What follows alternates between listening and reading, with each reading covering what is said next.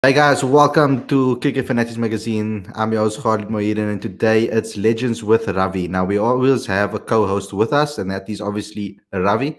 And we're going to be doing a very interesting episode today. Obviously, we love to get to know the legends of the game and get into those insights. So I'm going to bring on Ravi onto the show quickly, so he can introduce our guest, and then we can get into the interview straight away. So welcome to the show, Ravi. How's it going, bro? I feel as chipper as any Man United fan right now. We've had a good couple days. It's amazing. Twitterverse was at first a couple of weeks back that Ole must go out. Now it's all of a sudden Ole is our savior. It's amazing. Yeah. We change like the weather.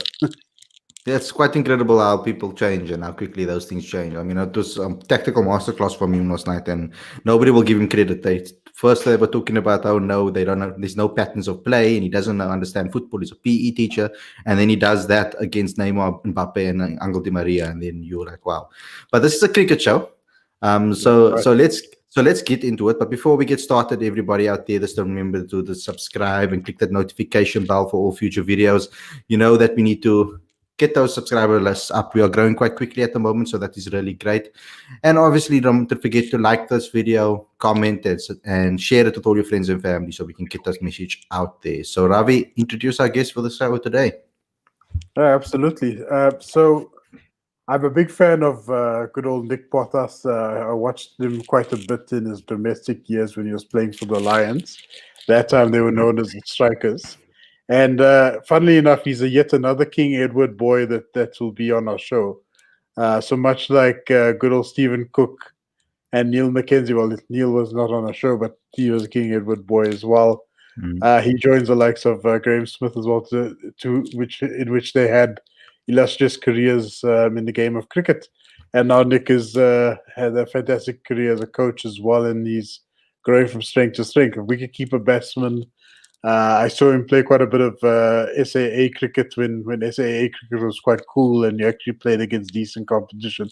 I'm not taking a stab at anybody, but it was actually very competitive times as well. There was a time where we actually thought that he was going to succeed Dave Richardson as well as the mainstay wicketkeeper, and of course, as history goes, that mantle was passed on to Mark Boucher. But yeah, great batsman, was certainly favored the short ball. He liked playing the hook shot. Watched a bit of him at the Wanderers and some games in which he played at Newlands as well. Great guy, and I look forward to chatting with him about his career. He's actually driving at the moment, and Yeah. we'll talk about his little CrossFit competition that he just finished up now. Yeah. So, without further ado, let's welcome our main star of the show. Welcome to the show, Nick. You swerving there, I see. As the young guys would say in the hip hop industry. How are you doing, Thanks, Nick? guys. Thanks very much, and thanks for the intro. Not much of it's true, but thanks anyway. I'm going nicely. Thanks very much for the intro. It's always nice to tell a few lies. Nick, tell us about the CrossFit competition. How did it go? How did it go in the CrossFit competition? Did you make time? Did you do? Yeah, we can hear you. No, good. It's all yeah. A lot of it is online at the moment. So because obviously the situation we find ourselves in the world, you've got to video the stuff, be judged, video it, and then you send the videos in. So it's not as we like it, where we get a whole lot of people in one room and you all make each other vomit. You now have to vomit on your own and send the video in. Wow. Okay. Okay. So for CrossFit, is that what happened in CrossFit, or are you talking about your day-to-day in general? No, just tonight. Just tonight. Because you look surprisingly chipper. Not bad for a man in his late 40s. I'm glad to see it. You're still going at it. Mid 40s. Mid 40s. Sorry. And Nick, I mean, I'll just share with the fans. One of my first experiences of watching you play There was a West Indies A tour a little over 23 years ago, and I happened to be at the stadium at the time when Pedro Collins bowled a very short delivery Oh, at yeah, you, yeah. and you were actually a leading run scorer in that West Indies A versus South Africa A series. And Yeah. unfortunately, Collins, who I'm a big fan of as well, unfortunately got a little bit of better of you. You used to enjoy batting without the grill, from if memory serves. Yeah. And you got a bit of sweet chin music there. Yeah. No, you got me nicely. What was the situation like afterwards? Did you guys grab a couple of beers, or there's a bit of banter No, afterwards? Petty and I, we're really good mates. We're really good mates. And when I was in the West Indies, we go out a lot. No, we're very good mates. And he used to, the ball, like his bowling action, he used to come from behind his back a little bit. And although we had played the whole series, there were times when you just didn't pick it up. So, he just got me one just on the chin. I was actually more worried as it hit me. I turned around and it just missed my stumps. I was actually more worried it was going to hit my stumps. It's amazing how quickly you can think when a ball's traveling that fast. But no, it was fine. It was fine. A few stitches, and I batted in the second innings, and Crooksy ran me out. So it wasn't the first time, and it certainly wasn't the last either. Oh boy. That's actually one of the better A sides I've ever seen. I know Dale Benkenstein was also playing in that particular match as well. Yeah, it was a good series. Yeah, absolutely. And you had quite an interesting career, because I know that a lot of the fans, at least, a lot of the commentators, were pitching you as the next possible successor to Dave Richardson as early as 1997. And unfortunately, that didn't quite pan out. And then you decided to take a break from cricket, and if memory serves, you actually went abroad to try your hand at Major League Baseball. Could you perhaps unpack that with the fans a little bit? Yeah, look, I'd lost interest. You can only get up so many times in the morning and do what you do to be pushed back. And I'd played A series, and you'd played against good players. I knew I could play, but the issue, look, there'd been a fair amount in the press as well to pick me as a batter only. Because, in all the A series, I finished in the top 3 as a batter. So, they'd said, well, then just pick him as a batter. And Peter Pollock, bless him, in his wisdom, said, no, he's a wicketkeeper batter, and that's all we can pick him as. So, bless him. That didn't help. But I certainly believe that everything happens for a reason, and I wouldn't be living in the UK and, have the career I have as a coach probably, and as a player I had. Yeah, so no, I'm very grateful, and I certainly don't begrudge the situation, and I certainly don't look back at it with any sort of regret, because it made me what I am today. So what will be, and selection certainly is an uncontrollable. You can't worry about it, because everyone's entitled to their opinion. It was just unfortunate that the basis that you get picked on, which is your numbers, didn't actually come into the equation. But then I'd had enough. So I went across. I had a friend who lived in Newport Beach, and I went across and joined a college initially to play baseball over there. And in order, I was going to play shortstop, and in order to play in that position, you need to be near on 100 kilos. You don't realize when you watch how big these guys are. But I always played at around 83, so I had to pick up a lot of weight to go over there. But that could be easily done in America, right? Well, I had to do it here, or when I say here, in South Africa. And look, it was going well, and I had some good conversations. And then Dale Benkenstein rang and said, "Look, there's a tour to the West Indies, and if nothing else, you've done enough in South Africa. Why don't you just have a paid for holiday in the West Indies?" And that's how he sold it. Benke and I are as close as any two mates can be, and I'd always been his vice captain. So, I came back. I could always go back to America. I had a conversation with them, and they said, "Yep, no problem." And as it turned out, Bouch cut his finger, and I got my debut playing at, I think I was 96 kilos when I played. So I didn't realize that. I'll be honest. I remember you had highly peroxided hair, which was very customary in the early 2000s. Nick, sorry, still with us? have you got me there? You blacked out there for a second there, mate.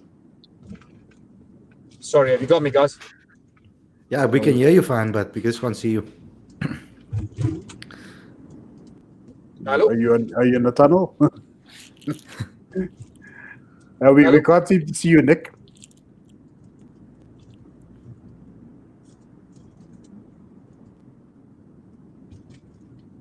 We can certainly hear you, but we can't see you at the moment.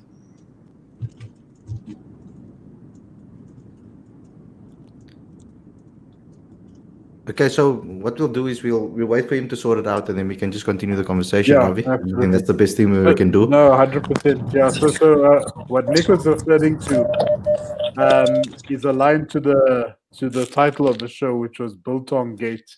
And what transpired is that Mark Boucher was the first pick wicketkeeper batsman for the one-day team and test team at the time. They were on a tour of Sri Lanka. And Boucher used to take, and I think I told you the story before, Khalid. He used to take these massive biltong knives and he used to cut the biltong. He was one of those old school buddies that used to cut the biltong. I like it sliced, to be honest with you, but he used to cut it. And he cut it with, I don't know what he was doing. He was looking at the sky or talking to a mate, whatever, but he missed the biltong entirely and he severed the tendons in his fingers. And as a result, they realized that the damage was quite extensive and they needed to replace him with another wicketkeeper batsman. And they decided to call Nic Pothas, and hopefully he could unpack that part a little bit more when we do get him back on. Yeah. But in essence, they were on a tour of Sri Lanka. Nick ended up playing 3 one-day internationals. The entire one-day series was 3 one-day internationals. It was the same tour where Andrew Hall also played a vital role in as well. Wow. Sorry, I muted the mic. Sounds like a Range Rover. Yeah, so that's quite awesome. I mean, I obviously want to unpack that more with Nick when he does come back, and we do get him back on the show. Sorry, guys, we just had some prior arrangement that he had to get through, and obviously we still made him time available for us. So that we really thank him for that and give him his time. Absolutely, yeah. But we do understand the situation, of course, and we'll get him back on again when he's ready. We'll get him back on to give his stories. So Ravs, and to the guys out there, thanks a lot for coming in and tuning in. Get your questions in for Nick if we can get him and ask him later on the show. But we're going to continue, obviously, as per normal. Ravi, definitely. I mean, so far in this Legends show, you just meet different types of characters, different type of people, and it's just so amazing. I can already see he must have been a pleasure to have in the dressing room someone like Nick. Yeah, in fact, so Nick is a good mate of Adam Bacher, who we had on the show a good couple of weeks back, and they're all good mates. They used to engage in quite a bit of banter. I would have to say that was probably Nick was certainly part of the fabric, part of a highly competitive standard of domestic cricket in the country. I promise you, if you're into any of the domestic games, there'll probably be like 1 or 2 teams that weren't aligned at the same level as the others. But I promise, if you had to watch the Gauteng Strikers at the time before they became the Lions against the current Titans, against Western Province, those are the battles you used to look forward to. You'd actually have to pay for tickets to watch these Super Sports Series matches, and there'll be a grandiose affair. You'd see big hundreds from the likes of Dale Benkinson that was mentioned earlier tonight. And Nick scored quite a few as well. His average was just over 40 if memory serves at a first-class level. Yeah, I had a look at the stats, and it's quite remarkable actually what he's done. I mean, over 40 for Gauteng. I mean, he's consistently 40 in the high 40s. I mean, for Hampshire, even 43. South African A also 18 games, 46. So quite remarkable. Transvaal B also 54. So it's quite remarkable first class cricket record. Nick, do we have you back? Yeah, I think I'm back. But I can't see on the camera there because I've just got home, so I've got Wi-Fi here. Okay, that's perfect. Yeah. You can just we'll remove you, and then you can just stay on the line. Just when you're ready, just give us a thumbs up on the back end. Yeah, I can hear you guys. Everything's good, yeah. Okay, cool. Okay, Perfect. cool. Yeah. Okay, Ravs. Continue. Awesome, yeah. In case your fans are wondering, that is indeed Nic Pothas on the other line. We just can't see him at the moment. It's not. We're not fooling anybody. This is not any smoke and mirror stuff. This is indeed Nic Pothas on the other line. Nick, again, thank you again for joining us. I know that you had an exhausting run in your CrossFit exercise. Just to bring you up to speed, we were talking about how you made your debut eventually for South Africa in 2000. We entitled the show Biltong-gate. Could you perhaps unpack for the fans what exactly transpired and how you actually ended up playing in the tour of Sri Lanka that year? Yeah, it actually wasn't Sri Lanka, I think, and to be honest, I think it was Malaysia or Kuala Lumpur, somewhere like that. It was against New Zealand and Pakistan in a triangular series. But I was already across in the West Indies with the A side. And they tried to get me back because Bouch cut his finger on that biltong. I could hear you guys on the way through, even when you lost me.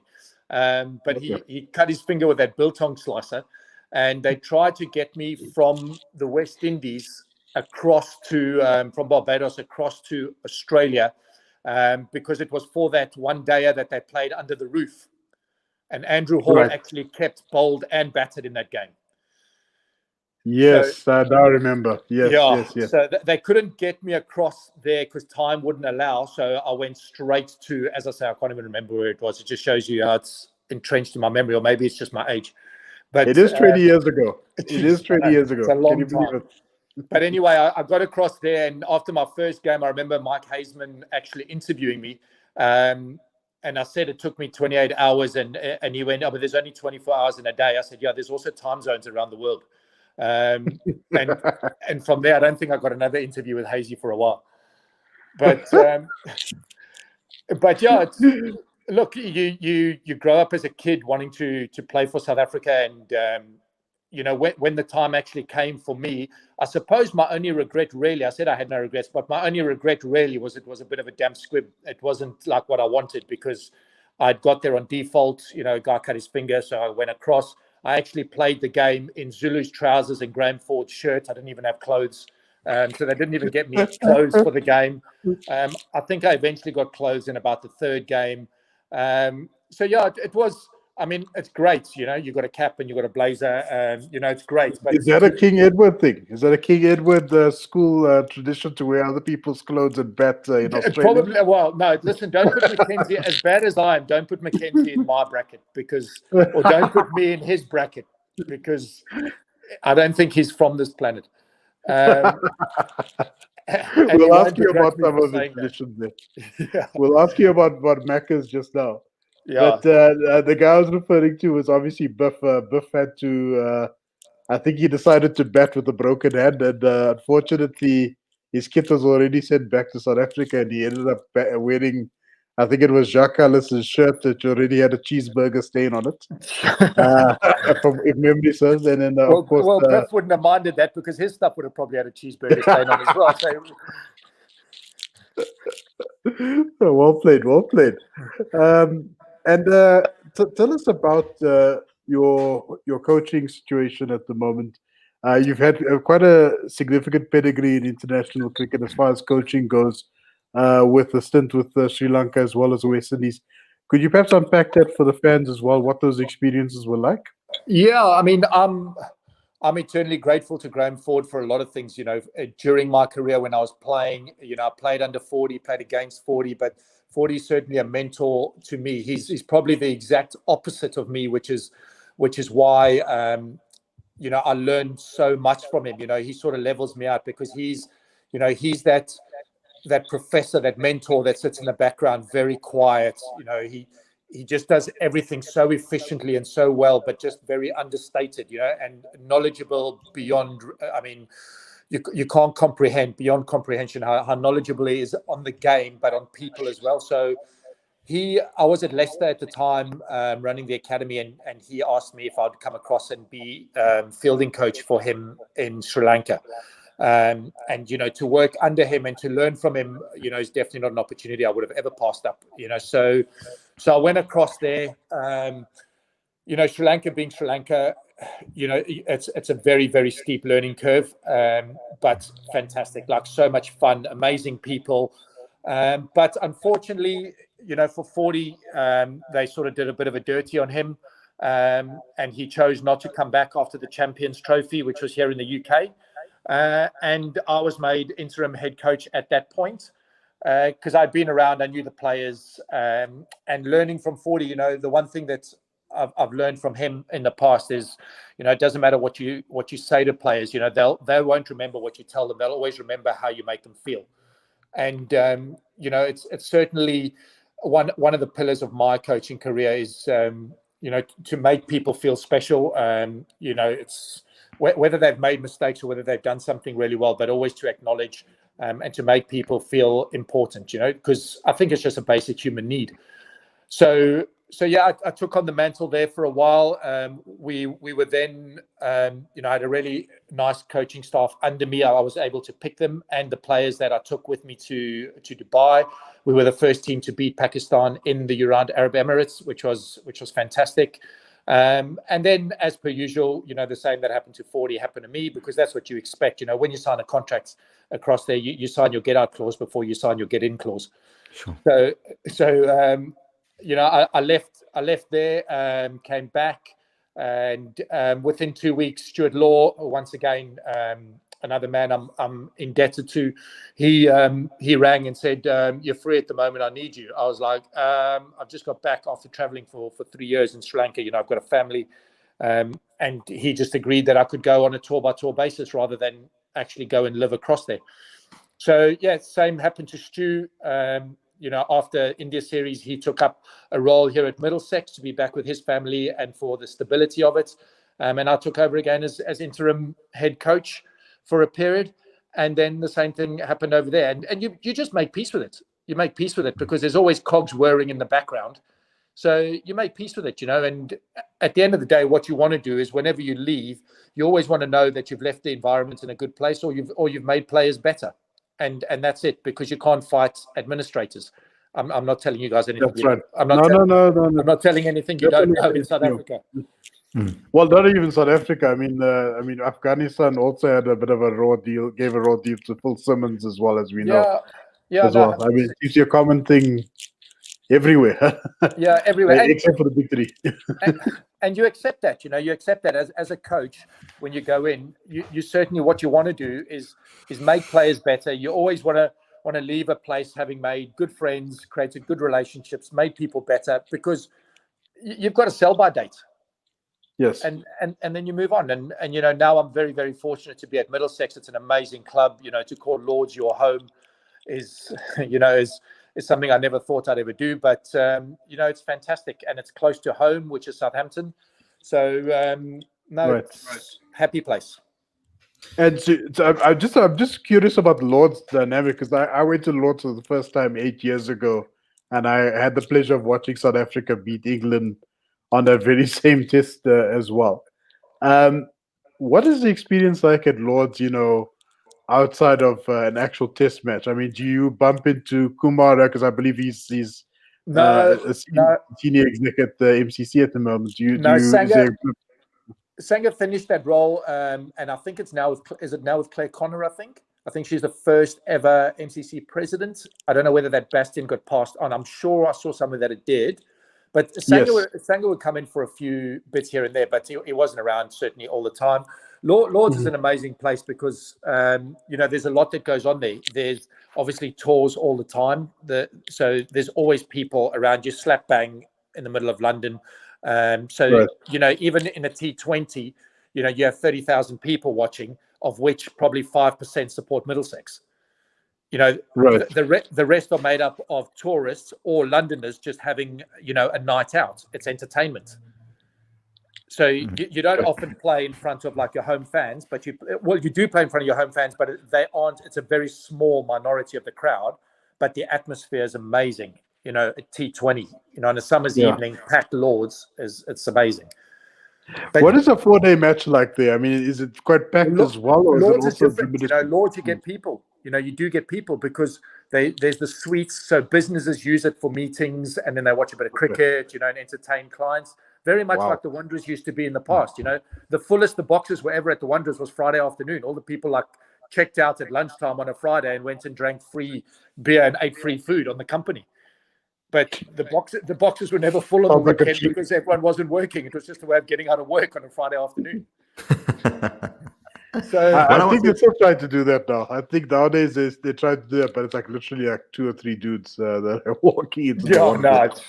But Lords, there's always people. You'll always have 2,000 people watching a 4-day game because, as I say, there's the tours and there's tourists and people come and watch, and there's obviously all the MCC members. So the long room's always got a lot of people in it. And then you've got the real tennis courts and you've got the squash courts. You've got the gym and an indoor school across the other side. So there's always people. Wow. I wanted to actually ask you something, Nic, because you were obviously talking about obviously coaching there, what it's like at that side of the world. But we always had South Africans over here, and this fan channel as well. We're trying to find more people to give us advice that have obviously experience overseas. What can South Africa do to improve the system over here? Like, when you went over there, what was the thing that amazed you the most about the way the system is running, the way cricket is run in the country? I mean, you got to take this from where it comes because you've asked me the question, and whether it's possible, not possible. It just is what it is. It's 2 completely different countries, and there's obviously challenges in South Africa that are not going to be overcome. But the nice thing about the UK is you put your 11 best players on the field.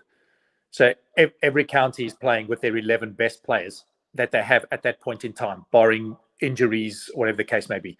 You've got 2 overseas pros. You've probably got a couple of England internationals in a team.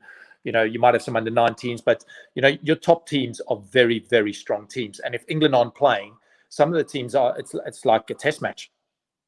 So you're playing some really, really good quality cricket. The other thing which I've always said is that the English cricketer himself, one of the biggest stumbling blocks here is the press, because you literally it's such a mental issue that you've got to overcome. Because you guys spoke about Ole Gunnar Solskjaer. Well, that's the same everywhere. Because the press there's 40,000 newspapers and news channels here, and they all need to find a space for themselves. So as we know, you never let the truth get in the way of a good story, and you need to be controversial. So they find an angle and they blitz that angle. So here the press build you up in order to knock you down later. They make you a story. So that's the way of what you've got to overcome here as an elite sportsman, any sport. In South Africa, that's not really the case. But in South Africa, the challenge you've got is, and as I say, take this with all due respect, you're basically playing, and I'm going to get shot down by the people that are listening and all the rest. I get that, but I've always been a person who shoots from the hip. You're never playing strength on strength. You're not playing strength on strength. If you consider, I wrote down a team last year, people were asking me about it, and I wrote down a team of cricketers that are playing county cricket here as Colpacks, which they no longer will be able to do once Brexit kicks in. But there was a team of Colpacks here that at the time would run the South African national team very close, if not beat them, that were playing Colpack cricket. You throw them into the system, whether they're playing for South Africa or not, but you take those 14 cricketers and put them back into provincial cricket, and it automatically strengthens the game, not just from their skill point of view, but from teaching the next round. We all learned from the people in our change room. When you're playing with Daryl Cullinan, Jimmy Cook, Hugh Page, Eddie Barlow's your coach, and these guys, Clive Eckstein, Stefan Jacobs, Stefan Jacobs, people that are listening here, there's going to be very few that know who he is. But he was an elite, he's your run-of-the-mill provincial cricketer who performed day in, day out. And as a young guy, you learned from these guys.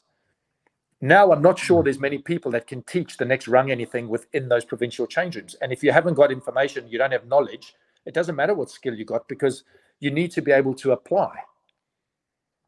Yeah, and I think South Africa at the moment that's exactly what's happening with so many experienced guys retiring, especially in the domestic game as well as in the international scene. We're going to be sitting with a lot of youngsters that have nobody to look up to, It's something that really, Kagiso Rabada and those guys and Quinton have to now step up and be the senior guys in those sides. What I wanted to ask you is, what is it that makes South Africans settle in so quickly in county cricket? So many times we see South Africans really star there. What is it about their personalities or the way they've been brought up here that helps them to settle into the game at such a alarming rate, actually? I think we, when you look at, as South African, Aussies are the same, but as South African, number one, we're very tough. Mentally and physically, we're very tough. So, we can take knocks here. April, May over here is not like anything most South Africans would have seen if they're coming over here for the first time. Duke's ball, wet conditions, it nips all over the place. Most South Africans have got quite hard hands. They go at the ball. But the second trait is that they learn very quickly. They do learn, and most South Africans are very open to learning. Here, most English guys are very fixed in the way they play. Trying to get through an English person is great for a coach, because you learn so much. You need to find an angle to get into a guy. You can't just tell a South African, an English guy something. You need to find an angle on how you, and that comes. You can only do that once you understand the person. Understand his family life, understand his schooling, understand everything about him before you know that angle to take. And that takes a period of observation. You can't just walk into a new environment and start telling people what to do, because if you don't know their character, you don't know how they operate and how they respond. South Africans and Australians are very easy. You just tell them straight. And that's easy. If you tell a South African, listen, you walk in here April, May, if you go hard hands on the ball, you're going to nick off and you're going to get outbowled. He does it a few times. You can sit him down, and I could use a few expletives here, but you'll just tell him, I told you this, if you carry on doing this, you're not going to play. You'll get a result, and he won't hold a grudge, because that's just the way we communicate. Whereas an English guy, they're not conditioned that way. Yeah, you can't. If you do that, the guy won't speak to you for 3-4 weeks. You're going to have to. You might be in the right, but you're going to have to go and build that bridge again. So yeah, it's different. But South Africans are, man, they're tough. They're the guys you want in your team. They're the edge you want. Whether it's from a fielding point of view, batting or bowling, they're going to run through walls for you. That's just our character. It's the way we are. They're very valuable to all sides. Yeah. Absolutely. Nic, out of interest sake, you've been in the UK for some time now. Is there like a gathering that happens among all the ex-South African cricketers that are living in the UK? You guys get together for a braai. What's the vibe in the UK at the moment? You do when you play against guys that you're close with, but I'm an old man now. The guys that I'm playing, I think, weren't born when I was playing. So some of them, it's great to see them, and it's great to chat. I mean, there's a lot of Kes boys around as well. You forget there's Dane Villas and Keaton Jennings and, these guys around. And obviously I was very close to Jet. So, yeah, when we play Lancashire and that, you get close to those guys, you grab a beer. But, you say braai here, but there's no coals and wood here. It rains at any time. It's gas. Stick it on and get under cover quick. You don't have time. How about Nic? You mustn't, but you miss the coal and the wood, right? I'm sure you do. Big time. When the sun's out, I have 2 braais here, one with gas and one with wood and coal. If we get an opportunity, we're definitely on coal. But you see the guys, and it's great to see them do well, and it's always surprising. There's some guys that come around you've never heard of, that this deploy at Derbyshire, I've never heard of him, but he's a very good player, and he's done really well. But no, we're South Africans at heart. It's great to see them. It's great to see them do well, and it's a pity. I think county cricket's going to be the poorer for it in one way, but the better for it in another way. And it might be the best for South African cricket. Yeah, I've always been amazed by county cricket. The fact that you've got 2 overseas internationals is already quite telling. For example, if you've got like a young batsman in form of Loose Deploy, he gets the opportunity to play against like a Morne Moko. And the guys, please go look at our interview. We've got the exclusive with Lewis Deploy, so go check our channel for on the that. show. Thanks for the promo there, Khalid. You've also got the situation where Fidel Edwards is still playing, and he's still playing very well. He's finished now. Has he just wrapped up? But that's purely because of Brexit. Right. Because he's 50 wickets a year, still playing. But because of Brexit, he would have had to play as an overseas pro, which Hampshire weren't going to take him on as that. So unfortunate. But that's where I'm saying to you, county cricket's going to be the poorer. 38 years old, still banging in 50 wickets. That tells you brilliant. brilliant. How brilliant. But he's a West Indian. They don't age, but They never age. They They're don't like age. Wolverine. They're like, Yes. they're forever. He's so fit. Yeah. How do we? You mentioned that we need to adopt like a strength versus strength system in South Africa to improve the standard of domestic cricket, particularly. How do we inject new talent? And what I mean by talent, I'm not only referring to domestic talent as well. How do we potentially get overseas players to join the ranks of South African teams? Much like when you were playing, we had Matthew Hoggart, obviously, who played for Free State for a good couple of Yep. years. Yeah. We had some He former played club Western cricket in Liverpool players. Johannesburg for a while. Hoggy played Yes, club cricket in yes. Joburg. I mean, we had Neil Fairbrother, we had Kenny Benjamin, we had Otis Gibson. Sure. We had Incredible players. awesome players. Mike Hazeman played a couple of years when he came from Northerns down to us. Desmond Haynes played for Western Desi Province. played at Western Province for a long Yeah. time. Franklin Stevenson at Free State. There were some unbelievable overseas pros around. And, Vasbert Drakes was at Border for a long time. Yes. Yeah, yes. there was some proper, Carlisle Best, you had him down there at Western Province for a little bit. But, it's overseas pros, it's one thing now, but it's money. Yeah. You've got to pay.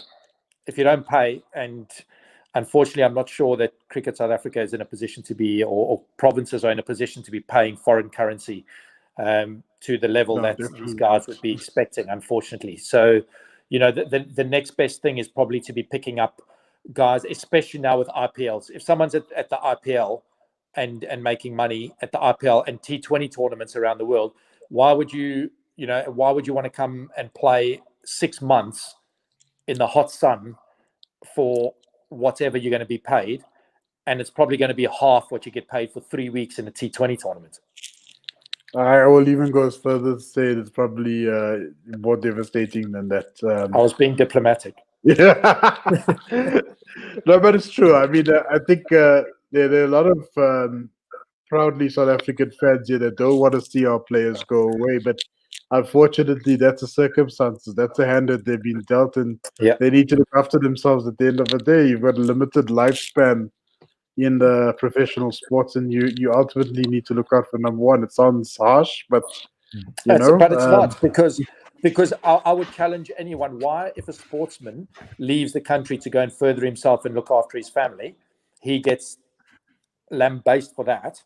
But if someone leaves PwC or Deloitte to go and work in London, then why the does he not get lambasted for that?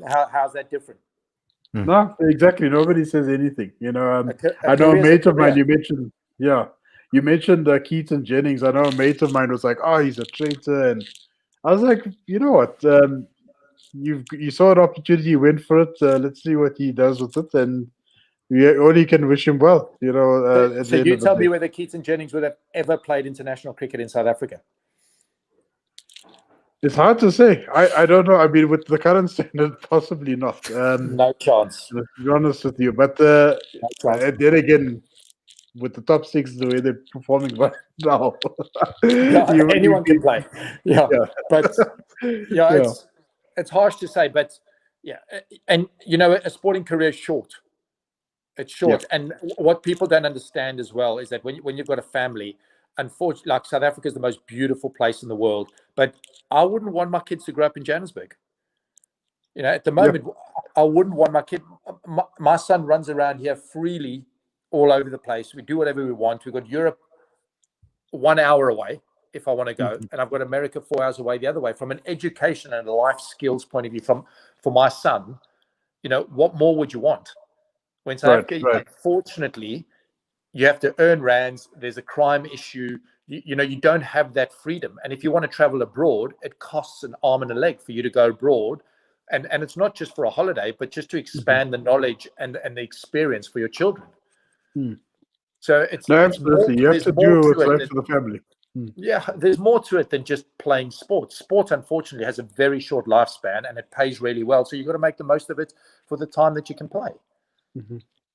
So I'm going to ask £1 million question, right? We're not going to give you £1 million, but maybe one day we might be in a position. Would you ever see yourself ever coming back in a coaching role in the South African context, perhaps like in a MSL team, if they do extend an opportunity to you? No, absolutely. Yeah, absolutely. Yeah, absolutely. Like there's no way that I wouldn't look at that, because I love South Africa. I love South African cricket. I love, everything about it, and I'm a firm believer that you've got to give back. I had a great career. I had a lot of fun. I still have a lot of fun coaching, and this game's given us, a great lifestyle, a lot of fun, a lot of friends, and a lot of pleasure. And I believe it's our responsibility to extend that to the next generation, whoever they might be, and whatever I can do, I would absolutely take that opportunity. It's obviously a conversation, but no, I would totally have a look at that opportunity. Awesome. I just wanted to ask you, Nick, because I know a lot of the players, a lot of the fans on here have been asking me these questions. Like, I live in England, but they want to know, and I think it's a perfect time for you to maybe clear it up for us, because there's that understanding. People just say, no, get the Colpacks back. Why can't we do it like England, like South Africa, do it with the rugby overseas players, etc., etc. Can you just clear it up for people out there exactly how the Colpack system works, and now with Brexit, how everything's going to be working right now? So let me start with how it's going to work right now. As soon as we are out of the European Union, and once again, I'm speaking, I might be fractionally wrong on this, because there might be some experts on that might know it in depth a lot more than me. As an assistant coach, I don't really need to know all the information. I'll leave that to Stu.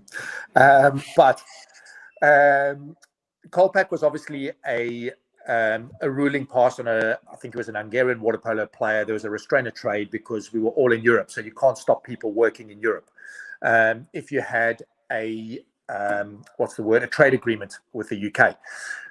Now that you're out of Europe, that no longer stands. So the UK stand on its own, and you can't now, as a Colpack doesn't exist anymore as a ruling.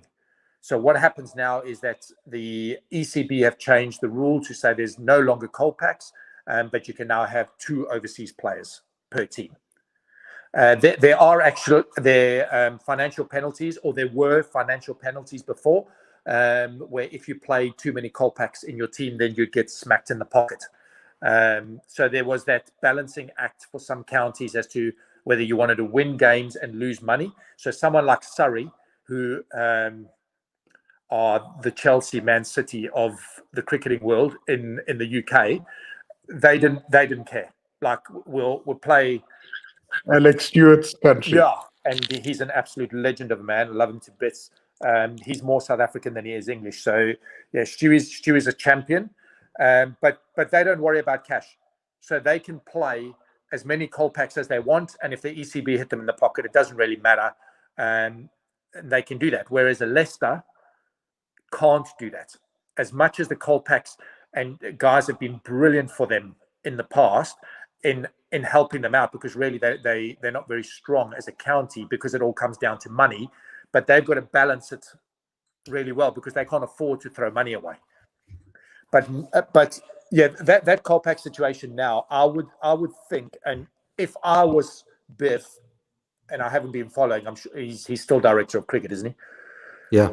So yeah, only because it changed there so quickly, you just never know like what goes on. Khalid's got him on speed dial. Bring him on the show, Khalid. No, he's a legend, man. He's a legend.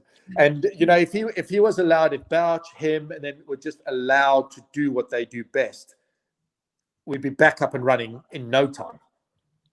So, and especially now that these Colpacks will be coming back into the system, the question is now, how do you keep those guys playing? Because if they're going to get paid peanuts based on what they've been paid over here, you might lose those guys out into the corporate world, because it might not be worth their while playing cricket. You need to keep those guys in the system and available to play for South Africa. Yeah. How that happens and what the coffers look like. I would love to see Kyle Abbott back in the team. Really, he won't be, because he's going to be an overseas pro here. That's what I wanted to ask you, is because the Colpack players are such high quality. Does that mean that the younger, or I wouldn't say younger, because I know some guys like Mikey Cohen, guys like David Bedingham that have now moved over, they weren't Colpack players, obviously, because they haven't played for their country, but they signed because of their obviously ancestral visas. Obviously, they would have been counted obviously as as Kolpaks in a way. There might have been initially. The ancestral side, I'm not sure on, because I came over on my Greek passport. So, and now I have a British. So I don't know what happens on the ancestral side. I don't know whether there's a qualification period on that ancestral side. Not sure.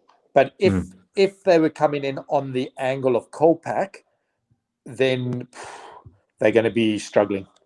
Yeah, because I mean, if they lose, obviously Kolpak players will then sign as overseas players. There's only 2 spots in the side. Yeah, that means that some overseas players that were there before have to come back then. Yeah, I mean, for example, like at Olivier have to come back. Yeah, Olivier, might have to come back. You've got Marchand at Glamorgan. So they're going to have Marnus come back whenever he's ready and whenever we're out of COVID. But Marnus Labuschagne is going to go back there. And you've got Marchand. Do they keep Marchand? I'm not sure. Do they go and get another one? No idea. So if they go get another one, then Marchand Delanga falls back into South African cricket.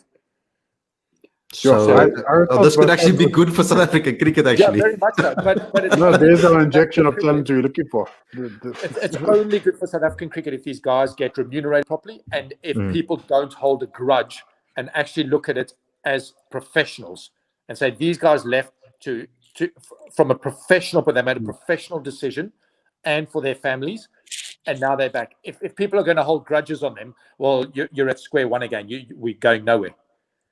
That's a problem, though, Nick. You see, the Cricket South Africa, for the first time in its history, I think, doesn't have much investor confidence at the moment. Literally, the guys have been dropping out like flies. Standard Bank pulled out in April, and very recently, I think Momentum just partnered with the ladies cricketers as well, but they've expressed their dissatisfaction with the brand as well. So we've got a big problem. We've actually got a trifecta of problems. We've got talent leaving the country.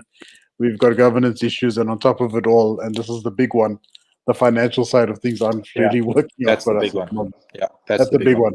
That's the big one. I mean, it would be nice if some administrators maybe pulled out of the game rather than sponsors, and maybe we could move forward.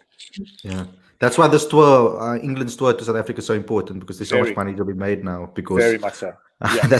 I think it's the only reason why the Minister of Sports said, "Okay, fine, let's do this," because then you might get out of your crap. I mean, it's India, Australia, England. That's the cash cow. Those guys, when you get them touring, you make money, and everyone makes money. TV rights, tourism, everyone makes money. So yeah, it's vitally important. But yeah, Kolpak's coming back.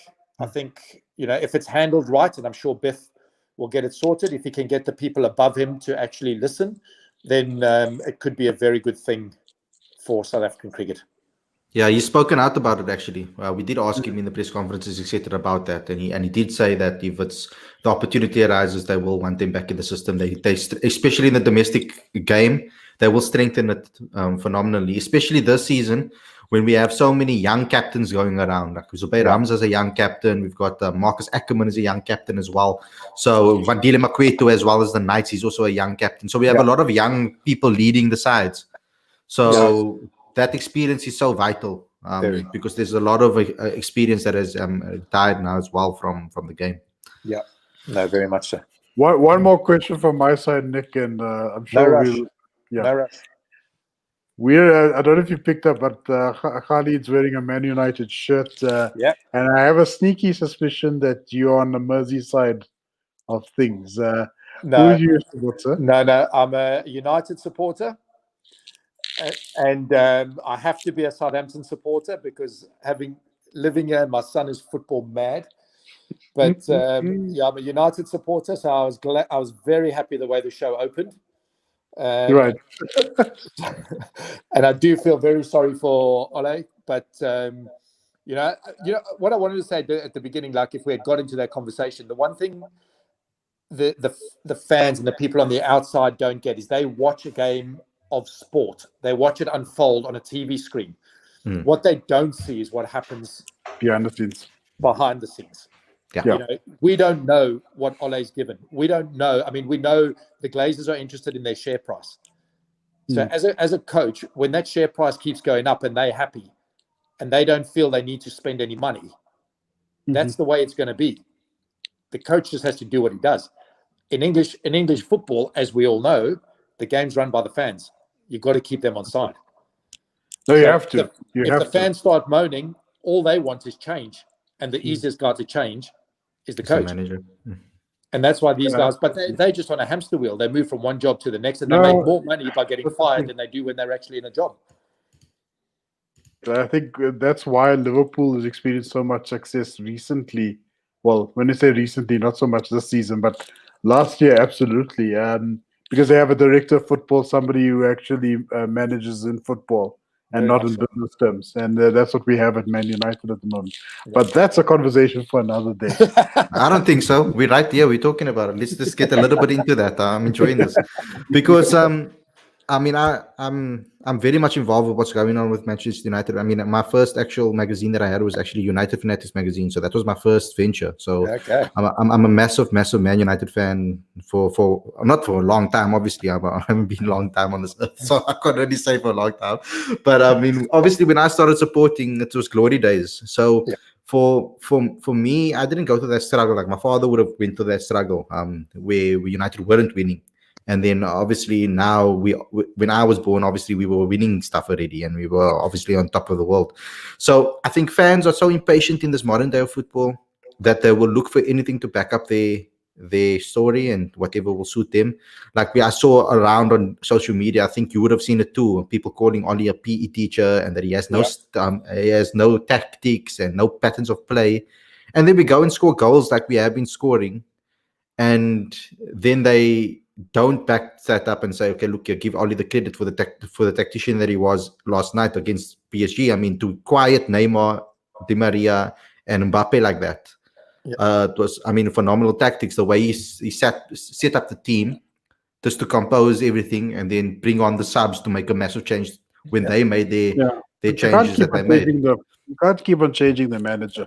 No, every time you change the manager. Well, if you think about when Fergie started, if he was coaching in the modern era and had the same start to his career, he would have been fired as well. Absolutely. But because there wasn't that money in the game and he had Charlton above him, who said, no, just give him a chance, let him hang in there. And once he had his feet under the table and he had created a culture and got the players he wanted, he was away. Because that's the thing. When you stick a coach, a manager, anyone, you've got to give him 3 years because he's got to clear out the guys he doesn't want. He's got to bring in the guys he does want. And it takes a long time to build a culture and a way you play, a DNA for your team. Yeah, I think Ole felt hard done by. I think Ole just felt very hard done by because, in my opinion, I think he got rid of the deadwood last year. He did all the hard work. He got rid of the guys that weren't really adding value, and he's still in the process of doing that. Yeah, it takes time. After doing that, you'd think they would say, "Okay, cool, you can sign pretty much whoever you want now because you're actually strategically doing what we've asked you to do." I mean, just offloading Alexis Sanchez puts enough cash in your pocket to sign someone. Exactly. I mean, £400,000 a week. 400,000. Do you reckon he goes and checks whether his check has gone in every month?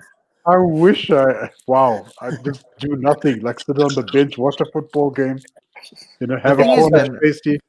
The thing is as well is that it's about, like, if you want to build a team and build a system, it's not like people say, you must play your best 11 every single week. But there's certain times when you get an injury and then you have to obviously make a change.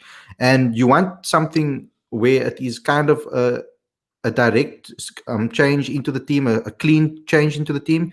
You don't want to look to your bench and be like, oh, if I bring him on, I have to change the whole system. Or, if I look at this guy, do I bring him on? Like, is he going to be better than a half-foot Pogba? Like, things like that, you can't go through your mind. Well, what you don't realize is that county cricket's the same. County cricket, there's a lot of cricket day in, day out. So we structure who's going to play what games from the beginning of the year. There we go. Bearing in mind there's going to be injuries, there's going to be other things. But we know our players. Certain players can play 3 games in a row, and then they need a rest. Some players are game on, game off, especially your bowlers. They game on, game off. Once you hit T20 stuff, you might have a bowler that we actually play at the beginning of the year, put a high volume of overs into him, and then give him 3 weeks off leading into T20 because he might be a top T20 bowler and we need him for those 3 weeks. And it's the same as football. The science now that goes into S&C, into strength and conditioning, knowing what volume players can put out, and then transferring that conversation through to the coach to be able to say, because we're testing these players on a daily basis. They do jump tests and all the rest. Their jump tests tell us, and it's all done off an iPhone. You can't believe the science. Our S&Cs walk around while they're warming up before training, and they literally go jump. They hold an iPhone, and there's a thing on there, and they go jump, right? They see their jump. They do 3 jumps. They take an average, and off those, we know straight away whether he's running on empty or not, as well as a host of other things that we use. Sure. So when you see in football that are way beyond cricket, when you see a team that's been put out, what I was saying is, behind the scenes, you don't know where that player is. He might be in a red zone of, if he plays this game, he could get injured. We pay that guy, let's say Alexis Sanchez, 400 grand a week. If we lose him now for 6 weeks, how much cash is that we've got sitting in a change room rehabbing? So there's a return on investment as well as performance. No, it's crazy. So you can't believe the conversations that go on between coaches, psychologists, strength and conditioning, and medical. We have meetings twice a week to know exactly where players are before we select. Yeah. And this was a perfect time for you to be able to say something like that. How important is a preseason to actually get you guys fit? We could see people were like, and people were watching United at the beginning of the season, and we're looking at them. How can they be lethargic? How can they be so tired? They one game. They didn't play any preseason, and preseason is a massive importance to get you fit. No, you don't understand. Like if we go into preseason cricket, so this year we went to Oman. Like our bowlers don't sit, our players don't sit, because in the winter you're indoors and you've been sitting. I would challenge anyone to go to their first club game of the year, even if they're not playing. And when the fielding team's fielding, you've got to walk that whole time while they're fielding. And tell me how you feel at the end of that. People can't understand how tiring standing is. So we need to get miles in guys' legs, whether it's overs in their legs, whether it's just standing. Like the batters were back for however long they bat in pre-season. Then they'll come and field, and then they stand. They don't just sit in the shade. They stand or they walk. We need to put miles. So we always want our guys to play golf, because it's great for your core. It's great for walking. No carts. Carry your bag. You got to walk, because you need to get those miles into legs. Amazing. Yeah. So golf courses, the actual golf cart comes with a couple castles as well. Not good. But anyway, I think that's a wrap for us, guys. Thanks a lot, Nic, for coming onto the show. I really enjoyed talking to you. We hope we can talk to you again in the future, because you give us such amazing insights. It would be great for us to talk to you again. Great. Thanks so much. You're our first county guest. It's nice to have a county guest on the show. This is great. I feel like we're moving somewhere. Anytime. Thanks, man. Thanks a lot for coming on the show, giving us your time. Anytime. See you guys. Bye-bye. See you. Bye. Bye-bye. Cool, Ravi. That was awesome. I really enjoyed that one. A lot of things I didn't expect to learn so much, actually. Even about football. And it's a pity. I'm sorry, guys, to the guys that are watching. I'm sorry about the visuals. He had prior arrangements, and he still stuck to the schedule. So we're so happy that he actually stuck to it and gave us his time. Thanks a lot, Ravi, to you for doing another episode of Legends with Ravi, another successful one. And we will obviously see you guys soon. I'm going to let you guys know what's happening. Obviously, today we did a whole T20 squad. We allowed you guys in the live chat to pick a team. It was quite intense and some arguments happening in the live chat. So we put the team on social media and on Facebook and on Twitter and on Instagram, so you guys can look what it is. Or you go watch the video. It's in the playlist below. Tomorrow we're going to be picking the ODI side, an ODI squad. So Ravi, I hope you're available. Come on in the live chats, and we're going to speak our ODI squad for the England side, and we're going to allow you guys to vote once again. And it's live at 6 p.m. as per usual in my daily show slot. So thanks a lot for everybody for tuning in. Don't forget to like, comment, share, subscribe, click the notification bell for all future videos. Don't forget to download the latest issue of the magazine. It's on the link. Is on the screen and description. We're helping a couple of small businesses to increase their leads, to increase their customers, and to build a relationship with their customers. The link is also down in the description.